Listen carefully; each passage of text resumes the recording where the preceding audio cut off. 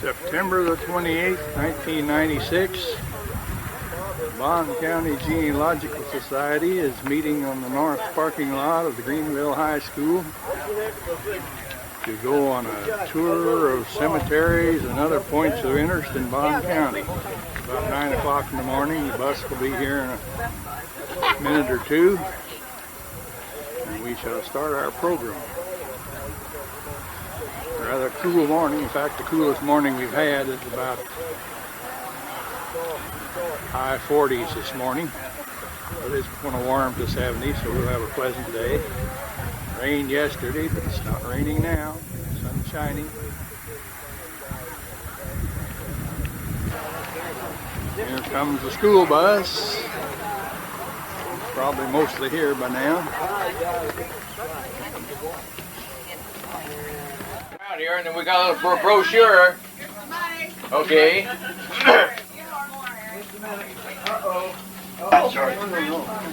If we come up short, Harry said he'd make it up. That's a nice guy. We put Harry in charge of collections. If we're short, we'll collect off of him. Yeah, that's the way it usually goes. Yeah. Don't teach him not to forget. Yeah. That was far enough away. Yeah, we're I woke up this morning and looked out and I was glad to see the sunshine. First thing I looked for. Okay. Well, we're going to start out, and we got a little brochure here of every place where we're going, and that Nelda spent hours putting together for us. And first place we're going to do is we're going to go drive down and make a right here and go down and pull into where Halls Grove Cemetery is. So. We can get out and take a look if you want to. I wouldn't walk inside. You might want to watch. I think there's probably a lot of poison ivy in there. But if you want to get out and look, there's some of the prettiest tombstones, and some of them even got the whole history, where they came from, like they came from South Carolina, and who they married, and when they came to Bond County, and everything like that on it. When Larry was working with the cemetery with that bunch of boys, that was the only place they found the grave. But I can't hold it. Oh, really? And so they called Bill. Anybody want to get out? Might as well. Pretty nice stones in there. Oh, there's some pretty ones in there.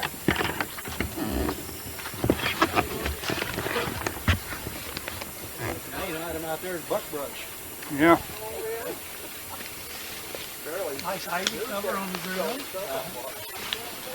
I have seen poison ivy.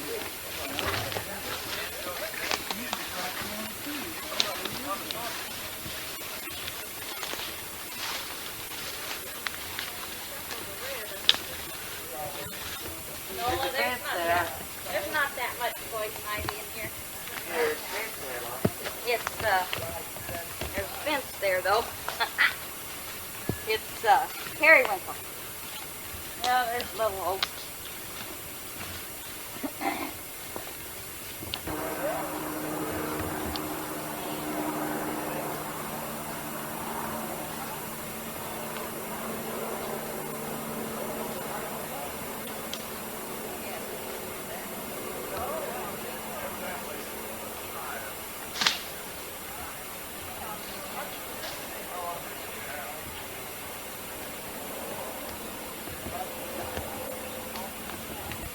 They get permission to use this.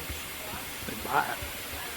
Buy permission. This is on the Dale Schaffelberger farm, or right next to it. I think it's on the farm. His house is up there. Anyhow, he let us drive down here across his clover field, which is very nice of him. Headed into a retirement home for the Methodist denomination, but it burned. It was a 2.5-story house. And in return, there was a house that was a parsonage. It was down in the next block. And so therefore, they moved it back up here and put it on the foundation. It was 4 rooms. I've expanded it considerably, but that's the parsonage. Yes, that parsonage for the church. It's 2nd block south of me. Oh, was that a Methodist church That time, at that time? No. You know, I don't know. You imagine there would be, though.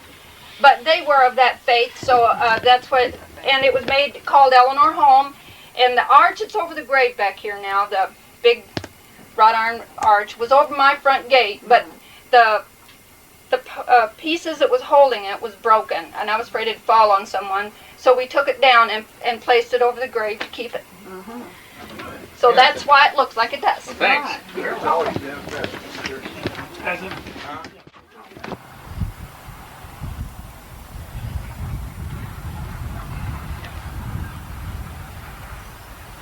Eleanor Home. This is the grave here of Smith here, Henry Smith that found the Smithboro in 1870, and he deeded the property to a parsonage. See, what was that? He deeded to. Deeded to the Methodist Episcopal faith. Yeah, and they, used as an old folks home. yeah, and then it burnt. The original house burned down, but he stipulated that he and his wife be buried back here and nobody else. I can imagine how you used to more than anything to it. Yeah.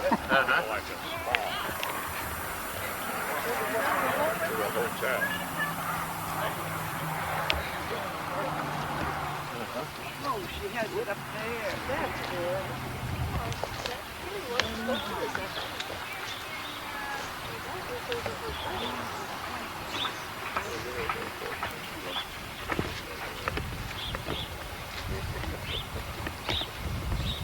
I got that. I don't fence put here in 1860. Especially with the wet sticks. The gal back there.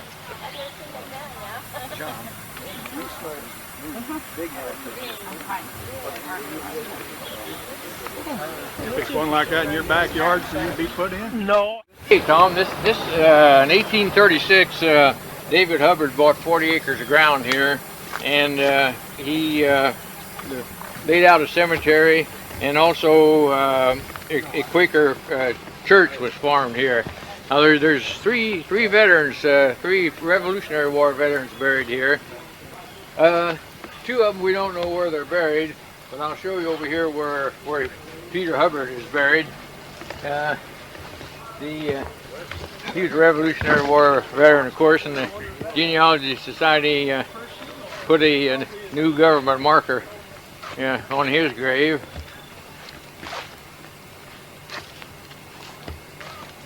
And he's buried, let's see. This is stone right here. Yeah, Peter Hubbard. Yeah, and here's a government stone we put right here on him there. I'm going to stand here because Buton wants to know where he was buried, and but supposedly there's two more Revolutionary War veterans buried here, but if they are, we don't know where they're at. Now, could Allie and her husband be buried here if they wanted to, or is that against? No, anybody can be buried here. There's no reason why they can't. It's a public cemetery. Yes, it is. They don't own it then, huh? Allie and her husband don't really own this. No, they don't own the cemetery. No. Oh. The church was was across over there where the bus is. We could walk over there pretty soon. There's a ditch here in the ground. And that's where they had their fireplace, you know. Was it a pit and people Yeah. sat on each Yeah, side of there's a pit there, and it was right in the center of the church. You know, it heated up the whole church. Did you ever go up North Idler Lane, north of 140 straight north This of is Peter Hubbard's Idler Lane? thing. You get up there about 3/4 of a mile. Wait a minute. Quarter mile to the east, No, there's a Hubbard that's- plot no, in that's there not with Peter Hubbard. 6 You or know, 8 but stones. it's got- First Right. name's different. You ever seen that? But it- Yes. you got- Yeah. Okay. It's right in the corner. I Right in think Geraldine said that they were That's- related tells to about this his, Hubbard. this Hubbard. Here, yeah. Well, it could be. I don't know. I'm going to ask her about Yeah. that again. I've Yeah. read it a few times. Yeah. Hey, well, where'd you get your information about this? You have to ask him. Oh, okay. That's your department. Yeah. Shall we go knock on the door? They're the ones that showed me that that's where the church was. The church, the fireplace was supposed to be right in the center of the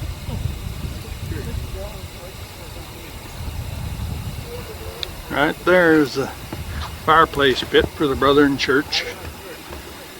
It was in the middle, kind of like the dog trot. I guess it was a hole in the roof for the smoke to get out.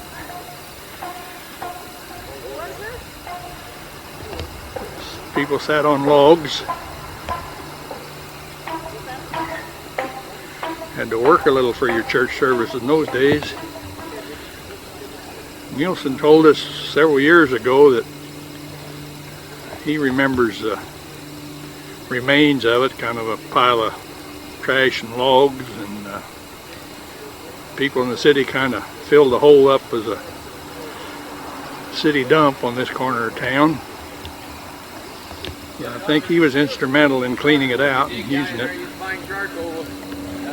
This is where the original church was. The crater you see here is where the fireplace was in the center of the church, so that it could heat all sides, all areas of the church. Actually, the stagecoach came down in front of the church and went right through there. I think that house down there has got some significance, historic significance, but I can't remember what it was. Dave Hubbard here. Yeah. He built that house for his father. That's the Revolutionary War veteran. Yeah. And there was a store in the front of the house. Yeah. And it faces east, and stagecoach went past it. Yeah, that's and true. onto the road. That's true. Yeah. Well, that was a winding old road. Yeah. Came down here and came across, came around here. And there's a stagecoach stop on the east side of town. Uh-huh. There's a Bucktown store, but there's an older house. Frank Payne's wife lived there for a while. Well, but that was back in the 1840s. Uh-huh. It was a stagecoach stop. Uh-huh. Here at Mulberry Grove. Old men with prostate problems, I guess, marching away. I know, I saw him when he was here. Oh, well, when he gets up to him all the time, I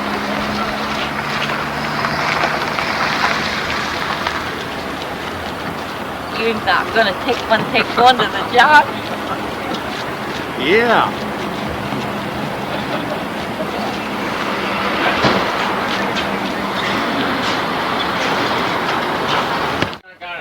Drive through it, and Tom's going to put it on a video camera.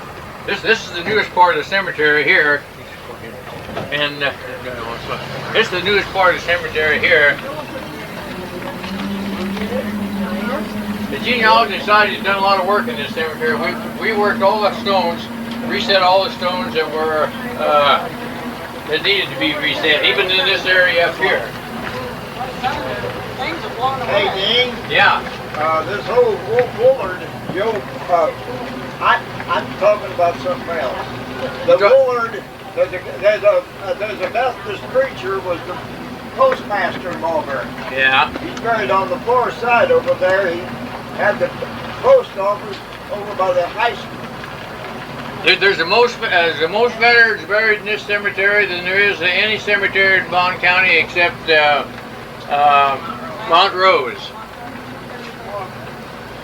There's a lot of reason. It's a pretty nice cemetery, real nice. City of Mulberry Grove keeps it up. Dean, Yeah. did we see that was the old church of the Brethren up there on Nelson's Yes. place? Yes. That was Brethren. Uh-huh. Thank you. Uh-huh. They just got a new fence.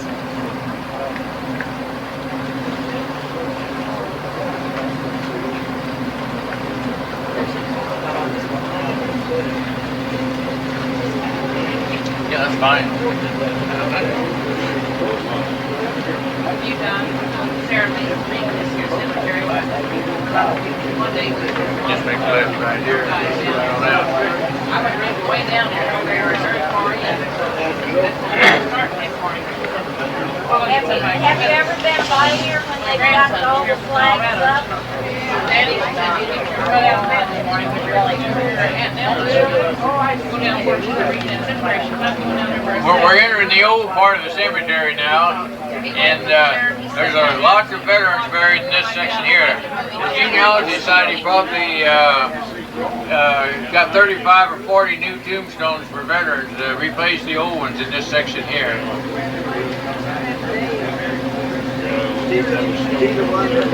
There's part of the avenue of flags that's going all the way around this driveway we've been on. They fly a full-size flag. And they've got these real high poles, so they wear McIntyre puts these little sharp poles on there, and they're just right in the driveway. This is Knopfsinger Cemetery. It's located in Pleasant Mountain Township on the Mulberry Keysport Road. The original tract was deeded to the German Baptist of the Hurricane Creek Church, now known as the Church of the Brethren, by Eli Knopfsinger on the 21st of June, 1871, and it's recorded as 1872. This is a nice cemetery, well kept up. They have trustees, and they take real good care of it. Don't know whether we're going to get way back there for this bus or not. Oh yeah, I don't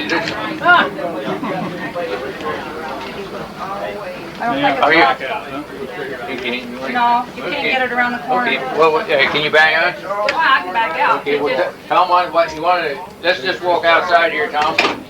Into the cemetery.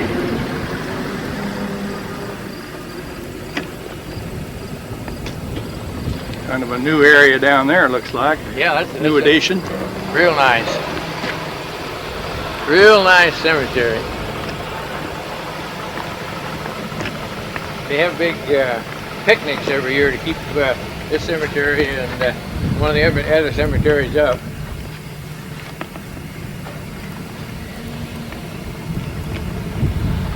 Say 1870 they established it? Yeah,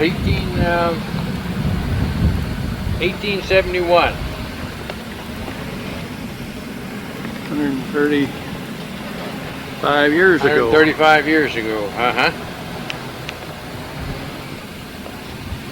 Some of the original decorations, cedar trees. Yeah, you had about every cemetery, old cemeteries, they always plant a cedar tree. So if you're hunting for a cemetery somewhere and you don't know where it is, look.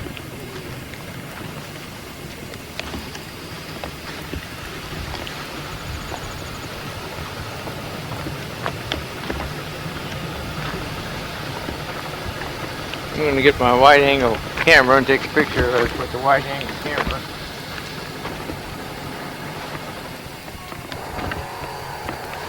My mom and dad's buried right over there. Oh, is that right? Uh-huh. In that general area, right in that area. I'm going to take a wide angle picture.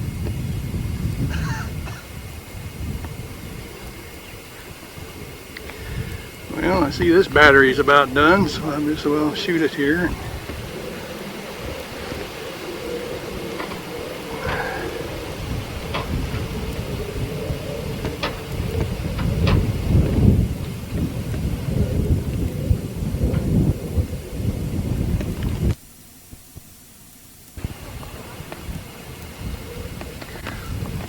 Older and Helen Elam's.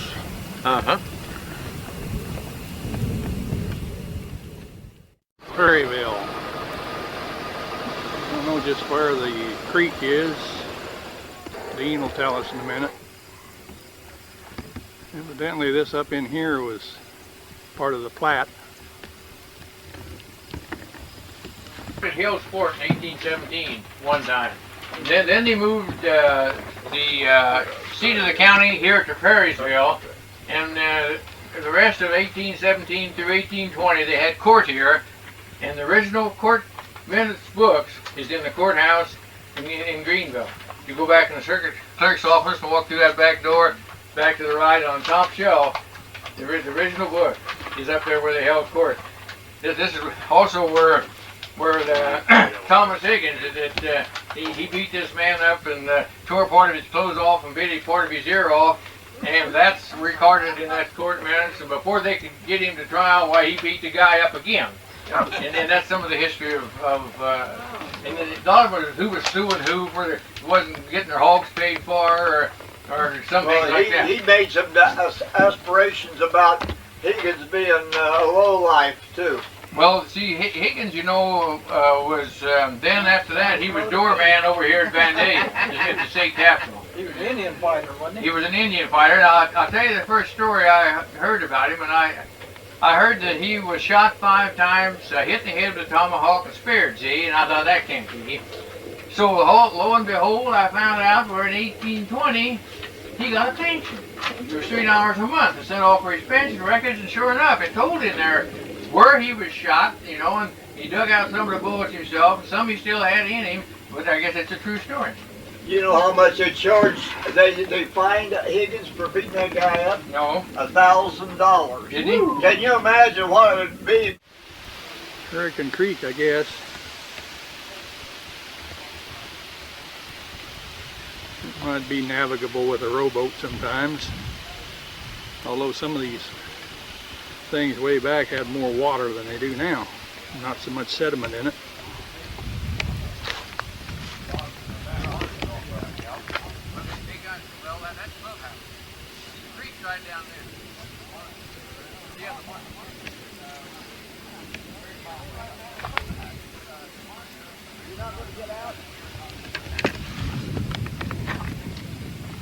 Outside of Perrysville, which was originally the county seat of Bond County. It was laid out in 1817. The site, the community site for Bond County was Hills Fort. But they appointed 5 commissioners to find a good spot for the county seat of Bond County. And the 5 commissioners picked this because it was supposed to be in the center of what, we don't know, and also on the good spot for navigation. Well, it's on the Hurricane Creek, so how much navigation can you get? But I think the real reason they picked this site, one of the commissioners, Martin Jones, owned this property. So that's probably the reason why they picked it. But are we in the center of it? Or? Yeah, the site is a little over 1/4 mile long, Tom. It runs from down here up to our right here, 1/4 mile, a little over 1/4 mile long, and it's not quite 1/4 mile wide. They laid out about that fence row. How far south here do we go? About as far as you can see down there. It's a real pretty spot. Let's step up here a few feet. Off to the left here, Tom, is Hurricane Creek. If we go down there about 100 feet, why, that's where Hurricane Creek is. And Hurricane Creek empties into the Kaskaskia River down here about a mile or so. They laid out the streets here. They had lots was 150 feet long and 53 feet 4 inches wide. I don't know why 53 4 inches, but they had wide streets, big lots, and they had the center for our courthouse was in the center of the town, was 320 feet square.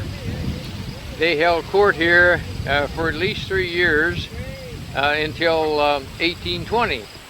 And the original court minutes books where they held court proceedings is in the courthouse in Greenville. But in 1820, when they formed Fayette County, why then that put Perryville and Fayette County, and they had to make the county seat Bond County of Greenville then.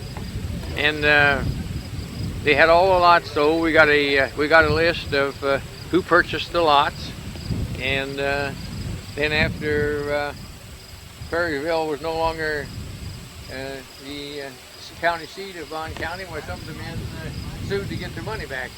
I don't know whether they did or not. I never investigated it that far. Do you know about where the courthouse square was? It should have been right about the center of where we're looking, because it was right in the center of town. Over there on that first knoll, maybe? That first knoll, right. Right. Right out in that area, probably. But it's a real pretty place. Very, very, very nice. And they had the DAR put a monument up at the north end of the section here. But the Corps of Engineers, when they put the lake in, they had to move the monument, not because the monument was underwater, but because it was on federal property, and I don't know the details, but they had to move the monument. I used to kid my mother. She should have clever called we kids. We would kid her every time the DAR did anything that was a little unusual. We put a monument up and put it a mile away from where it ought to be. And, but we had to do it because it's in the other county. Yeah. And then it got stolen and hills for it and so forth. But anyhow, then we kidded her, like everything, when the DAR wouldn't let Marion Anderson sing. Yeah. In the Constitution Hall. My mother was a lovely lady, but I don't know why she put it. Does anybody want to walk right over here? You kind of look down to where the creek was. See for the leaves. Water. Little ways across there. Yeah, pretty good branch. I bet it gets on a Hummer once in a while. But I don't believe I'll go down there.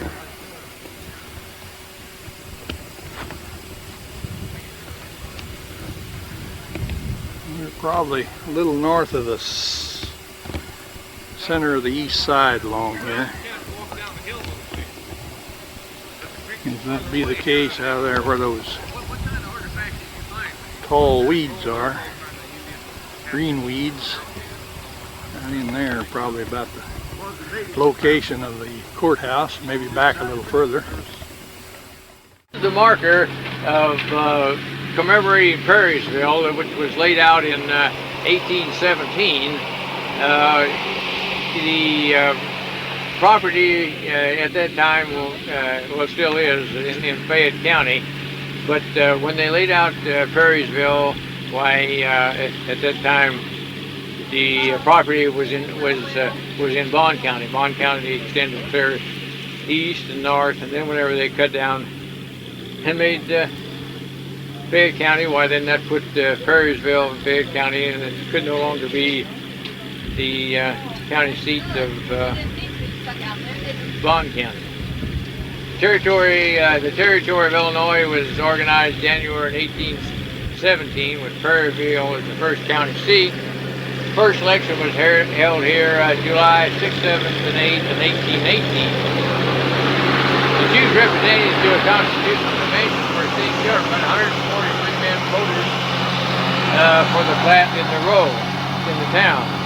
And Ben Diamond was telling me one of his ancestors was here, was one of the men that voted at that time. It was recorded in a courthouse on November 17th, 1818, and Bond County became a state December 3rd, 1818. And Fayette County was formed in 1821 and included Perrysville. This plaque celebrates the NSDAR Centennial Jubilee, 100 years of service to the nation, 1890-1990, was dedicated October 14th, 1990. The gift of Steve Shelknick. The original, this is not the on the site of the original Perrysville, but we're about a mile away from the original marker. This mill wheel here is part of the original marker. That's off that way. It's far enough to take a picture of this whole area. Good. These all go to you. There's a metal plaque where those studs were. Took it off. Yeah. That's the original one. That stone is original. It was okay.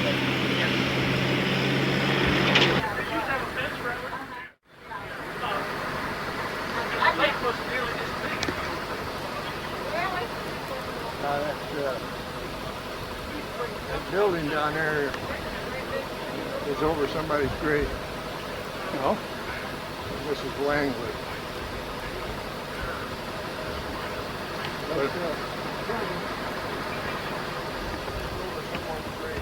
Over there, right? Mrs. Langley. Now that happened. Well, they buried her, and I guess they didn't put up a marker. And nobody come back for years, and they forgot there was a grave there, and they built the building, and then finally they came back and they discovered there was a grave over the building. Never put a marker in it? Her husband is buried in the St. Lawrence Cemetery on Greenville. He died many years later. Yeah. She graves. Occasionally, there's been just very few buried in there recently. Did you get the sign? Did you get the sign? Great big. 1830. 30 window, won't focus. We saw how low it is on the neighbors.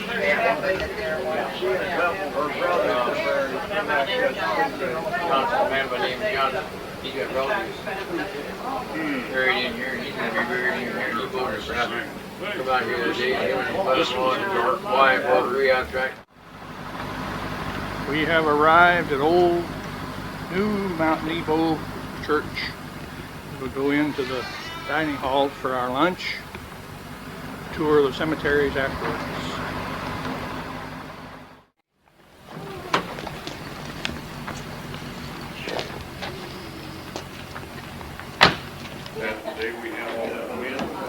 Are they pinches? No.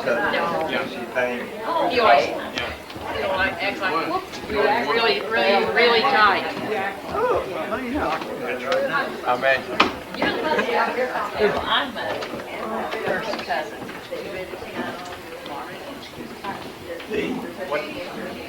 This Mills talks about he's in the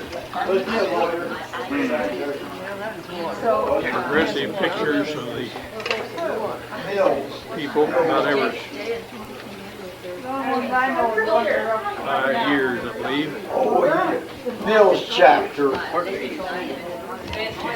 They'd be in boxes, but they're not. So you take your sandwich, and here is the potato salad, and the cookie, and the fork, and the napkin. Some of you ordered turkey, some of you ordered beef, and some of you ordered ham. And it's marked on top. Turkey, H. That's marked T. And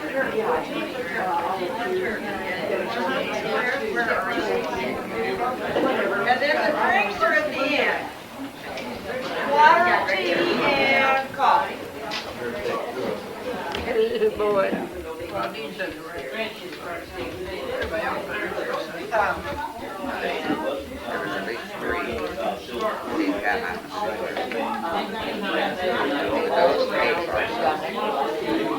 What the day become otherwise,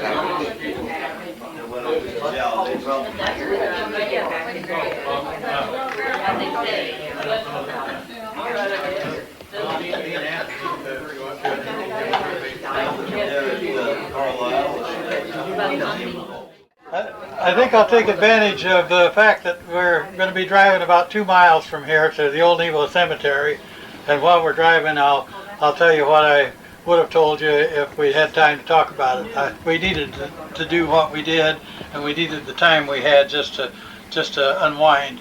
But just a little comment about the church. If you went in there, you probably noticed there's no pianos, no musical instruments. And that was kind of, go ahead, you can do it. Okay. That's kind of a sticking place for why this church is separate from the Old Nebo Church. The Old Nebo Church, if you haven't, you don't really have to listen to this because it's all in here. Dean wanted my comments about why this church was separated. And essentially it occurred because the church was very primitive in its action. They had no Sunday schools, they had no musical instruments, and everybody agreed that they ought to try it out. And after they tried it out for a while, a few of the founding people decided that they liked to go back to the old way. And so they were kicked out of the church by the majority that were in Old Nebo. And kind of interestingly... Yeah, right. Yeah, thank you. Interestingly, because when you're dealing with Sunday school and when you're dealing with music, it's easy to be competitive, and the bigger churches kind of have really hurt the little country churches because we have better transportation, better facilities. But because of this church being differentiated from the others, it stood the test of time. And I like Lyle's article, so I submitted it to Nelda, and she put it in here along with this. The people of the community do look on this as a community church, and I'm very proud of it. The place we're going is home to 59 families that were members of the original church. In fact, most of those descendants are still buried down here. The 59 families are so numerous I can't tell you who they all are, but the most prominent ones who have stayed around are the Longs and the Willifords and the Brewers and the Paynes. And if I've missed any important ones, well, tell me about it. But we have descendants of all those people, I think, on the bus today. Peter Long was the founding pastor, and his picture's in the book. And he's buried up here. And we're indebted to Clara Smallford.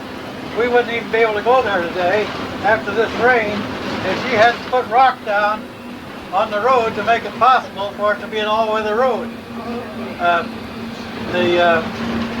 She also helped so that we'll be able to read Peter Long's stone by putting a little base stone that gives information that was worn off, as well as her great-grandparents' stone, which was worn off, and she had it re-engraved last year. So we're indebted to I think almost everyone on the bus for the help that you gave to make this possible. Lois Hoskins, I think, has the record for helping me with the most number of different families. And Harry and Lucy and Tom all helped with the Payne family. And Clarice's sister, and I guess Clarice, helped with the Brewers, the Files, and the Willifords. Clarice had a relative who was a distant relative and a descendant of Robert Williford, who's the son of James, who lived in the close by. And it was my good fortune to have met one of those relatives just a couple of weeks ago, maybe about a month ago. Left here. Yeah. So I think that just about concludes my remarks. And unless you there is another comment. I'm sorry that time ran out on us and we didn't get to go see Mount Gilead. We're going to go. Oh, we're going to go to Gilead? We're going to go back, go past Gilead and by. Great, good. That's Arnold and my ancestor over there. Yeah. Okay, good.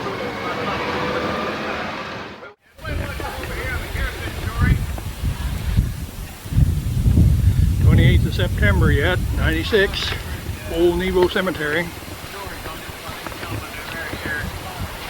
Is that what they call it, Tom? Is that new, or has it just been redone? Oh, it's just polished off. Polished off? Well, it's beautiful, isn't it? It looks like it's brand new, doesn't it? It sure does. Well, it is really. I was struck by about 3 or 4 years by marrying a white woman, and he was no longer, or white woman was no longer welcome to the community for having married him. So he moved here, and they had, I believe, 13 children. And in fact, their son Ambrose, who's right over there behind that tree, was one of the first people to be buried in the cemetery when he died. The church was founded in 1833, and he died, I believe, in 1850. There are 2 people that were buried before them, and they were Clarice's great aunts, and that were, one was 8, one was 10. They were buried in 1838, or 1848. But Mac was very well accepted in the community. He kind of stood out in the crowd because he had a lot of Indian features, and he never spoke unless spoken to, but he was not antisocial. He was very fine person. His children married very prominent people. One of his daughters, Nancy Carroll, married James Redfern, and they're buried in the fanciest behind the fanciest tombstone over there. And one of them married Henry Jant, who was quite a businessman in Old Ripley, and I can't remember who all the others married, but the ones that lived in maturity, they did very well. Most of them moved away from the community. But the Redfern family is a big family here.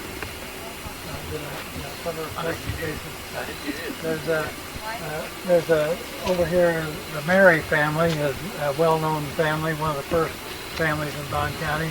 And David and Isabel are in that front row. And the Andersons came here from North Carolina, and they're over here next to James Williford, who was close to him, who was the first Williford to hit town. David Price on the other side was his wife. That's right. James Williford married Sally Price, and they came up here. Before they came up here, Sally died, but he came up here with David Price's family, who was his father-in-law. He had a daughter, Nancy, so he married Nancy Price. And Tom Payne is a descendant of James and Sally Williford, and Martha and Clara descendants of James and Nancy.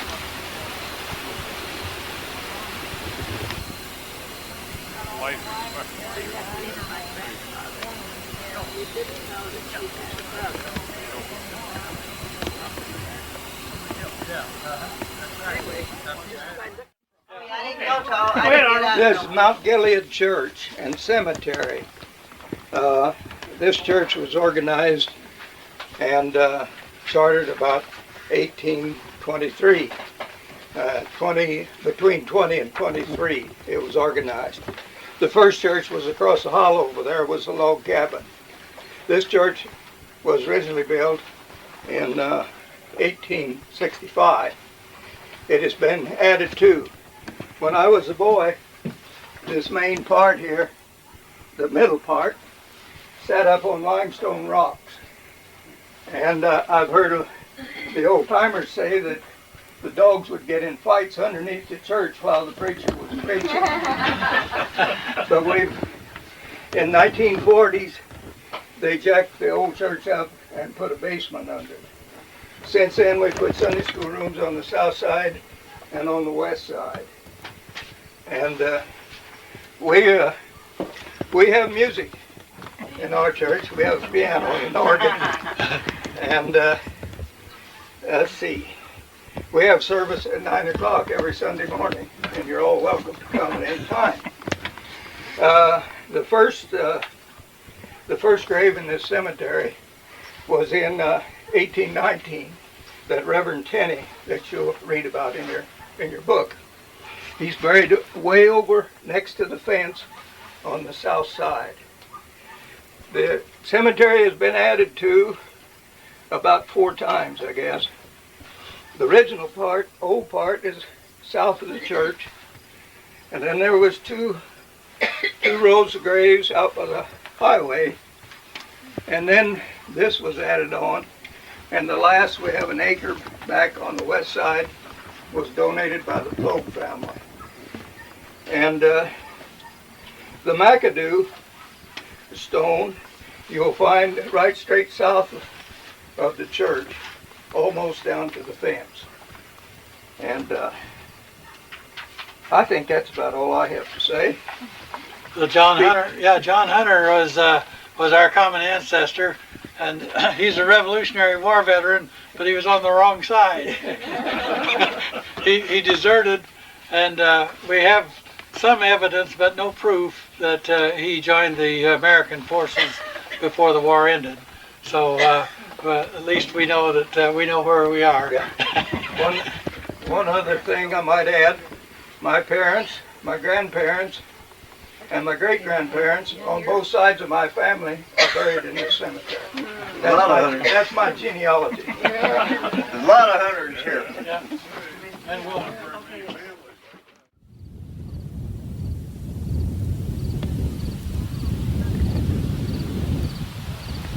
This is Mount Gilead Cemetery. This is the second or third edition. Back behind there is a new one. There's just a few graves there yet.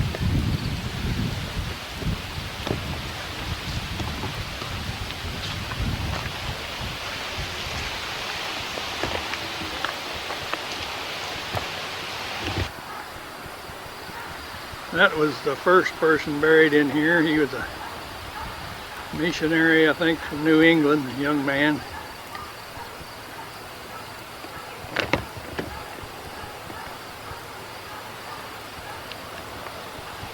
And that's McAdoo there. He was one of the founders of the church. The memory of Reverend David Tenney, who departed this life in 1819, 31 years of age. Second of his memory, ministry. He was the faithful ambassador of the cross and the zealous missionary of the New York Evangelical Missionary Society, by whom this stone was erected. He organized the church in 1810. Oh, that's when you moved to Bond County in 1828, and he preached here until. Mac, I don't know. He's an expert. We can tell.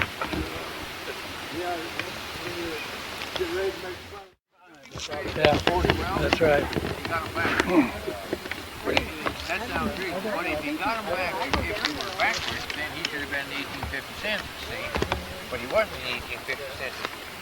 Some people, some reports had him born in 1831. Yeah, but then he should have been in the 1840 census, see? I really don't think he was married yet in 31. I don't think he were. He'd been born anyhow.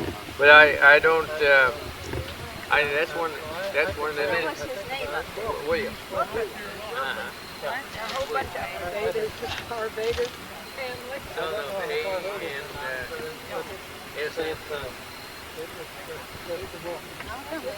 yeah. Then here's another child. We got two child. No. There's Henry File. He's the father of all the Files around. Yeah, that's right. Died in 36. Yeah. July the 4th, 1776. That was an auspicious Only 60. time to start. Yeah. Yeah, he's only 60.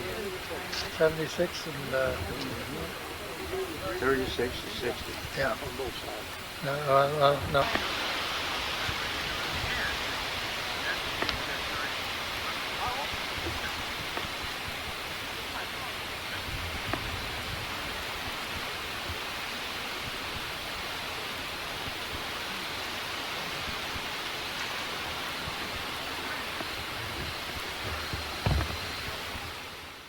That's it. Read it, Dean. Okay. Well, wait till the crowd gets here.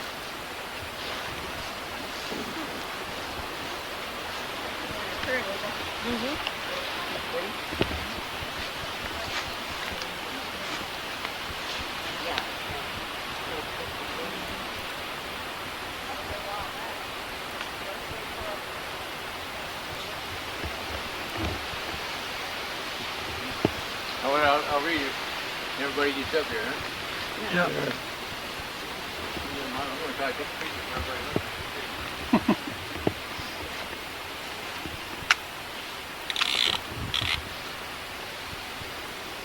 Cox.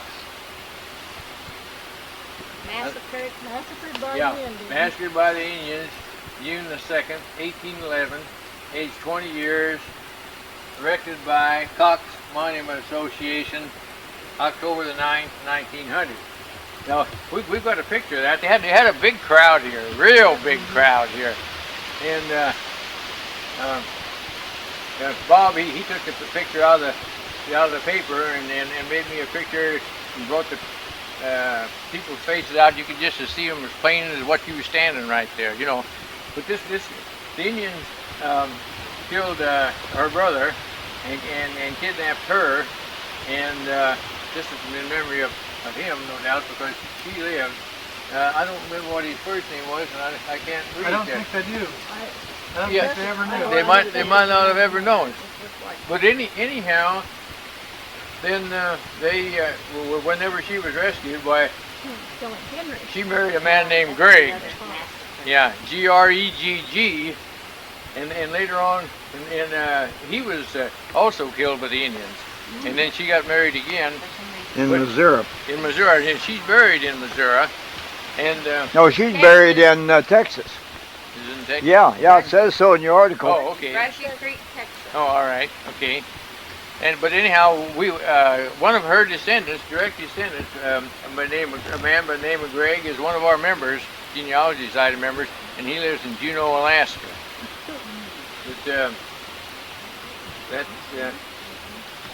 that was about in 1811. I want to try to get a picture. I don't know how a camera will take without no more light. Yes, but we'll find out here. I had no idea.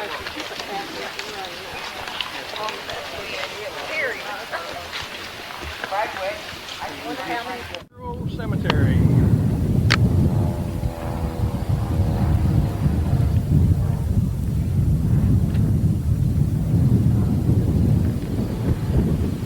Here's the Smith Grove Church.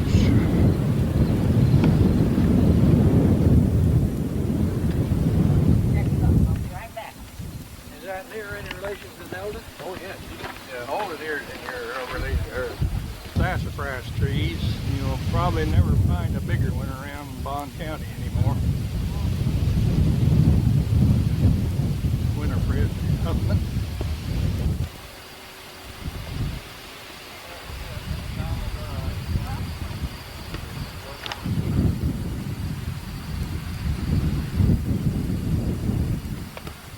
Okay, that's an easier way to get down there to the far end of the cemetery. The old cedar trees and older graves.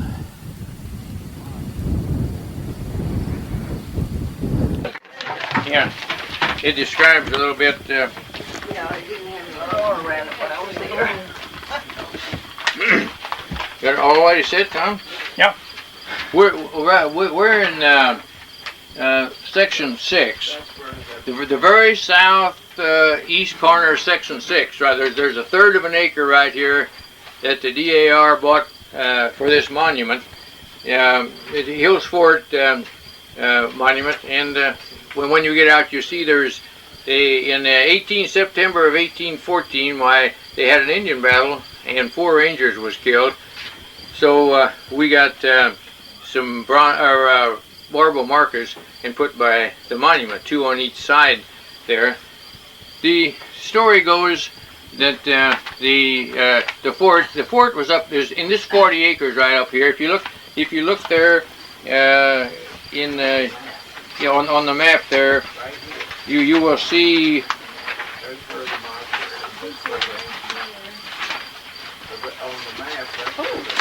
Section.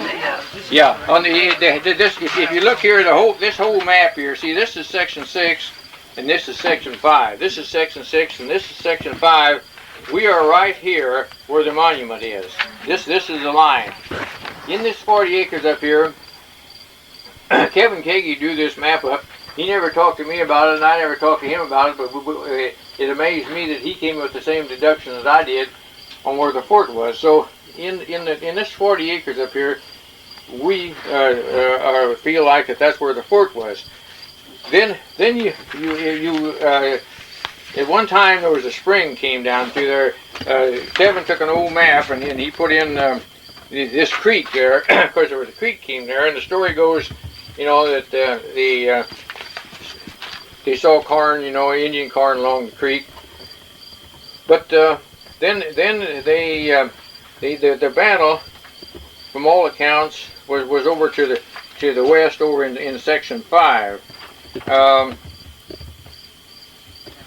It'll say vicinity of battle. See that circle? Vicinity of battle. That's west. Yeah, section 6. Did I say 5? Yeah, 6. Oh, yeah. It's all this is in section 6. I'm sorry. All this is in section 6. Now, different accounts that in the 1800s, the late 1800s, different people would write about their recollection of where the fort was. The most of them started at a different starting point, but they all wound up in this same 40 acres here, or 80 acres. Now, when they put up the monument, why Harriet, let's see, Yeah, Harry Newman owned the 80 acres. He owned these two 40 acres pieces right here. It was on the 40 acres on the left is where there used to be a road going up there, and that's where his house was. Now, Newman's oldest daughter that lives around in Keysport was telling me that her dad used to say, well, the battle, the fort weather, was behind the barn, which would have been northeast, which puts it right around section 40 or section 6 there, the southwest quarter there. There is a gas well up here in 1950. You see, Gene Hoyles built it. He dug a oil well, but he hit gas, and it's over here in another section over here. It says right here where it says the cemetery, Dolphin Cemetery or Brown Cemetery. He hit gas instead of oil, so he capped it. 10 years later, well, he was telling me though. He says Brown Cemetery there is about 150 feet south east of where I drill for oil. But he sold this gas well in, and 10 years later, in 1960, and the gas people called up and said, hey, I hit tombstone. And so he goes out there and sees, look, and those tombstones have been pushed over in that oil well pit and covered up. Anyhow, he resurrected 2 of them, and it was a Brown and his son, and I had them in my garage for a while. And I think did we put them up in 6th Street Cemetery? I think we put them in 6th Street Cemetery. We finally took them and put them in some cemetery, anyhow.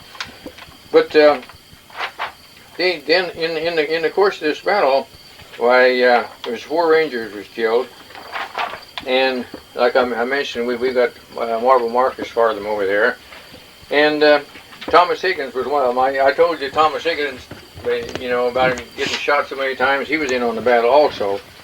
Then that was in 1814. So if that's kind of the story. If you got any questions, what we could do, if you want to, if you feel like walking a little bit, we can walk right down to the end of this cornfield. If you want to walk that far, I can show you more about where these spots are that I'm talking about, where Brown Cemetery was, where the battle was, and things like that. So if you want to take a look at the monument here. What did I do with my camera?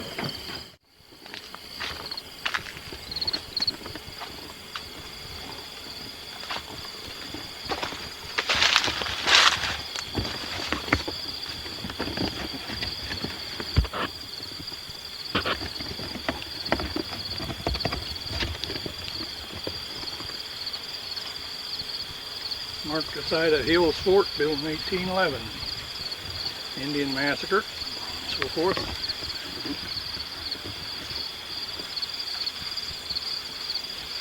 Men.